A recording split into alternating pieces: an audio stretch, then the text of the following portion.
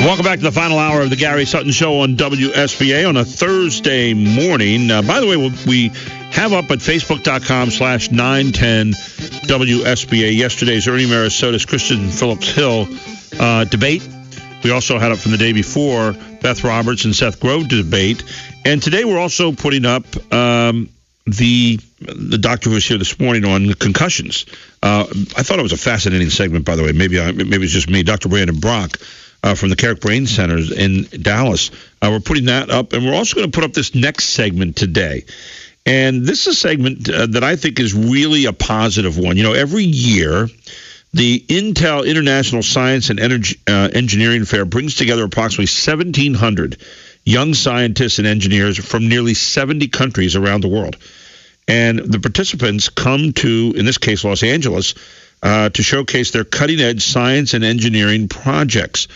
Now, we look out there at our kids daily, we wonder what they're doing. Well, they're competing right now for over $4 million in awards and scholarships. And we've got some pretty smart kids from our area alone who are out there in Los Angeles, and they're going to join us here this morning to tell us what their project is all about, what they're doing, what this whole convention is all about for all intents and purposes. And our first contestant out there and our first person for the interview this morning is Alexander Feistritzer from York, PA. He is a sophomore from Central York High School, and he joins us here on the Gary Sutton Show. Alexander, great to have you on the show. Good morning to you. Good morning. And Alexander, you are a guy now.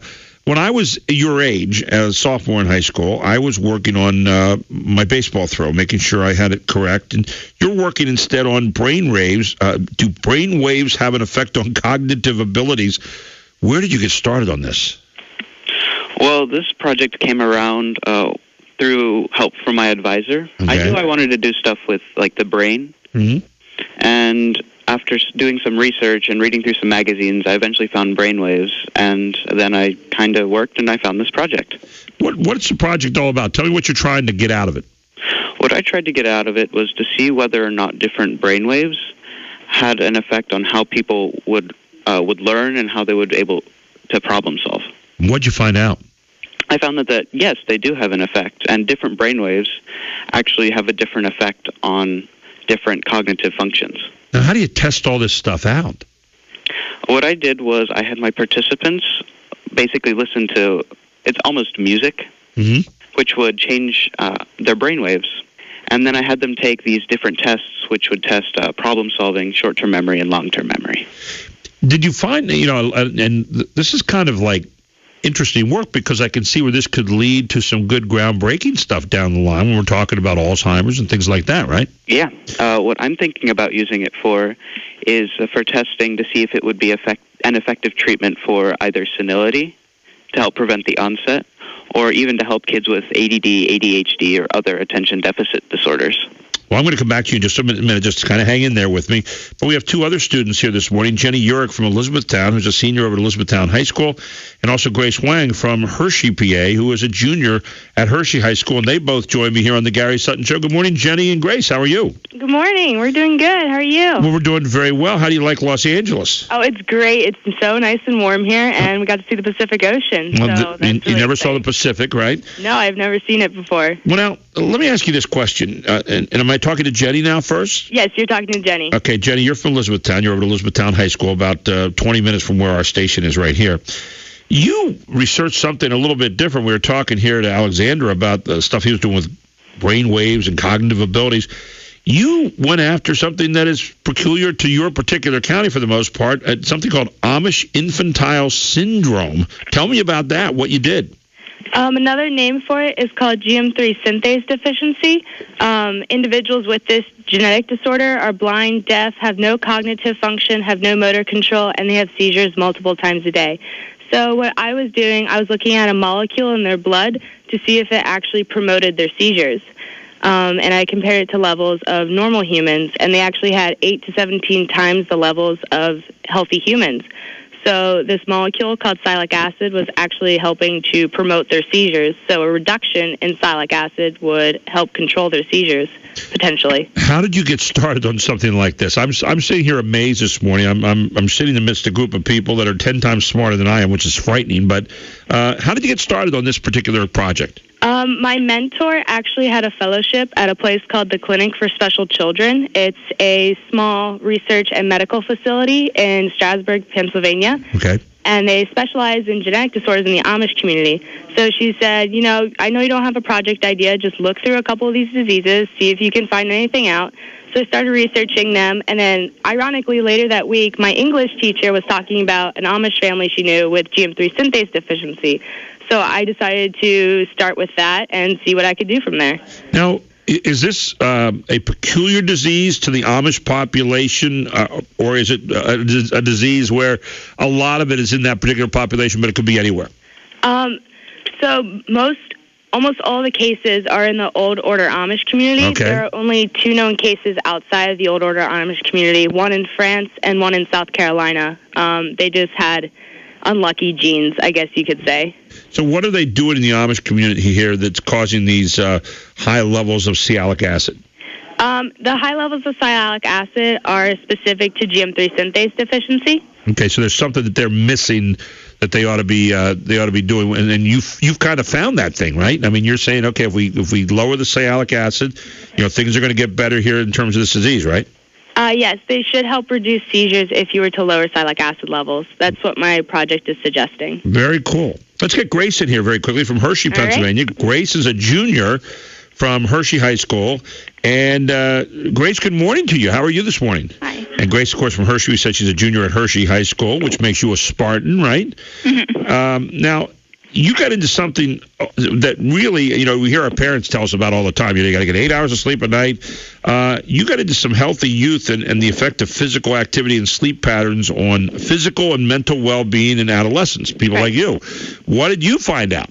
So basically, I was looking at how the levels of physical activity and how much you're sleeping, your quality of sleep is going to affect basically obesity and your stress, anxiety, and depression. So I found that if you, lack of physical activity obviously makes you more likely to be overweight or obese, but it also makes you more likely to have stress, anxiety, and depression. And the same goes for lack of sleep or poor quality of sleep.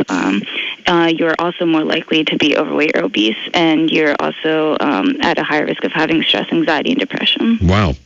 Grace, let me ask you a question. I'm going to ask Alexander this and also Jenny. What are the rules of the competition when you go into this thing, and what do you have to be able to do here in order to be able to be successful? Well, so most of us coming here have to go through regional fairs before we can qualify for the international fairs. Okay. So for Hershey, it's we compete at a capital area science fair in Harrisburg, and then they narrow it down to the top 6, and then out of the top 6, they take the top 3 to the international fair. Wow. That's pretty impressive stuff. Alexander, you're sitting back there. Have you won any awards? I see there are all kinds of awards out there, $4 million in awards and scholarships, and I know there's the top award, I guess it's called the Gordon E. Moore Award for the top research project, and $75,000 with that. Have you qualified for that yet? Hopefully, but we don't know yet. We get special awards tonight. Okay. And then we get the grand awards tomorrow morning. So everybody's kind of looking to tomorrow morning right now, huh? Yeah, hopefully, but we don't know yet. Jenny, we have Jenny over there as well right now. I guess I want to ask you, what have you learned being around all these different kinds of people from all over the world out in Los Angeles during your stay there? It's been an amazing experience. I have never met so many people from so many countries, and I learned that I have an accent. So, that's pretty funny. Well, you're from Elizabethtown, right? Yes. It's part of the Lancaster County, York County thing. Now, how do you say cherry pie, by the way? Cherry pie. There it is. Okay, you say it correctly. A lot of people over here say cherry pie, Seven Valley. So, we all have little accents. What have you noticed about people, Alexander, being over in the in Los Angeles right now? What things have you taken away that maybe you had never even thought about before? Well, I just noticed really how diverse everybody is.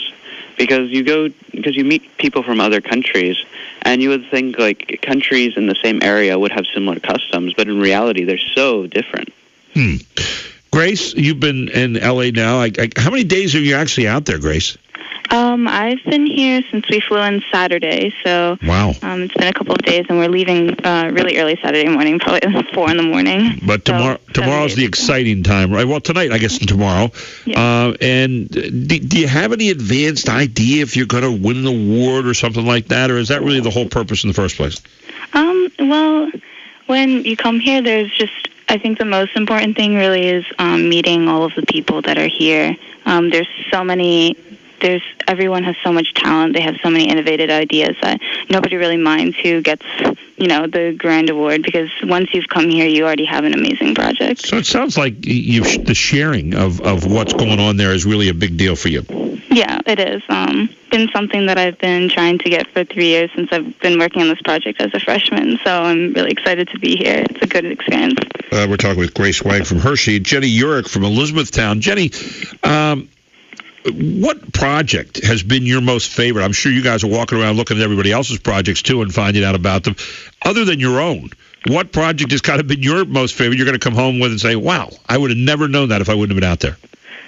All right. Well, actually, I haven't gotten to see many other projects because I had to stay at my booth yesterday. Oh, but okay. Today, I get to go walk around a little bit, so I can let you know later today, probably. You're going to take some inventory, huh? What's the strangest thing that's happened to you since you've been out there? Any interesting stories? I fell into the ocean. I mean, that's not exactly strange, but I don't really have anything strange that happened to me. Okay. Alexander, you're getting a chance to confab with your fellow students from around the world. You're a sophomore. What have you learned? What are you bringing back that you didn't have with you when you went out there? Outside of just the idea that there's so much diversity, which I know you mentioned a moment ago. I'm just coming back with the idea that I'm meeting the future of our world, and it's so great meeting all these people, because these are going to be the innovators and all the scientists and the people who are going to put us into the future. A lot of people, and I'm sure you hear it all the time, and how many of you have heard your parents say, when I was a boy or when I was a girl, right? Yeah. And as we get older, we always get smarter, we think, and we always doubt the next generation. What would you say from being at this convention about the next generation that you could pass on to people who are listening right now? I'll start out with Grace. Grace?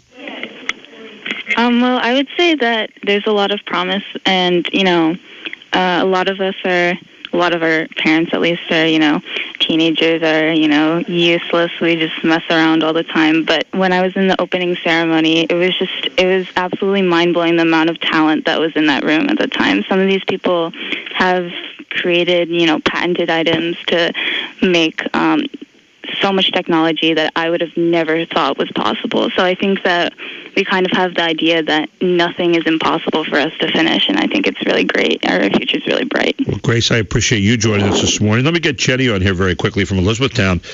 Jenny, what would you tell people who are listening and saying, the future is these kids, can we trust them with it, or are they going to do okay? What would you say from your experiences you there? Can definitely trust us. There's so much innovation here. There's some of the smartest people I've met here. The future is very bright, I can tell you that. And we appreciate you being with us today, Jenny, and your personality is infectious. Thank you so very much, Jenny from Elizabethtown. And finally, Alexander Feistritzer from York, PA, a sophomore at Central High School. Alexander, can we trust you with the future? Does it look pretty good from where you're sitting? Yeah, I think so. I was in the medical category, and I've seen some of those projects, and they are just incredible. Some of the things people are coming up with. And I'm looking at that, and it's just incredible, because these people, they're going to be able to cure some of these currently incurable diseases with their projects. But I guess the biggest thing that people worry about anymore is, do we still want to get better? Do we still have the inquisitiveness and so forth? And I guess the three of you might all in unison say yes. Am I right? Oh, yeah. Absolutely. Well, we appreciate all of you joining us today. Thank you so much, Alexander Feistritzer. We're going to be watching to see if you win some awards from Central. Jenny Eurich from Elizabethtown, Grace Hwang from Hershey. Thank you to all of you for being with us here today on the Gary Sutton Show. Thank you very much. Thank you. Truly been an honor. And I'll tell you what, if you talk to these kids, the future's pretty safe out there, I would think. Yeah, the inquisitiveness, the innovation, the things they're going through, the projects that they're doing, the questions they're trying to answer, the people that they're trying to help. Pretty good stuff.